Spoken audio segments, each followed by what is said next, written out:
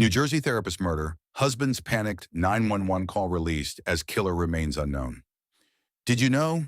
A frantic 911 call can document the first moments of a homicide investigation, but it does not necessarily reveal who committed the crime.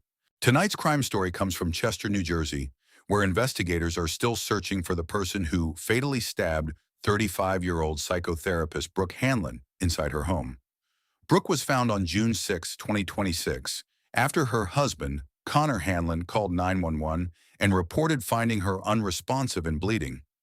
Newly released details reveal the panic inside that call as Connor repeatedly asked the dispatcher how to perform CPR and pleaded for emergency help.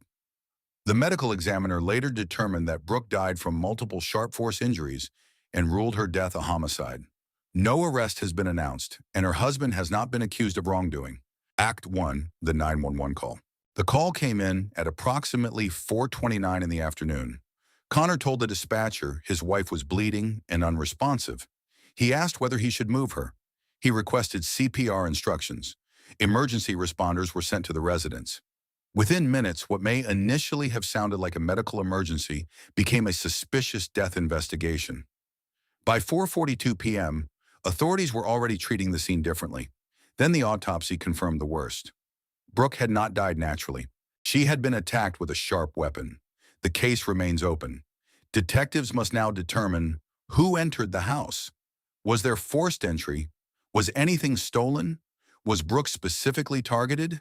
Did neighborhood cameras capture a visitor or vehicle? And where is the murder weapon? Brooke and her husband had recently moved to Chester and welcomed their first child in July 2025. Their daughter is now being cared for by relatives. Authorities are offering a reward for information that helps move the investigation forward. Why does the first 911 call matter? It captures the caller's words, timing, emotional state, observations, and instructions given before anyone has time to reconstruct a story. First, detectives analyze the 911 call. Second, forensic teams process the home. Third, investigators determine whether entry was forced. Fourth, police review neighborhood surveillance. Fifth, phone and location records are examined. Sixth, the medical examiner reconstructs the attack. Seventh, detectives compare every statement against the physical evidence. 1. Whether police identify a person of interest. 2. Whether a weapon is recovered. 3. Whether doorbell camera footage exists. 4. Whether authorities increase the reward. 5.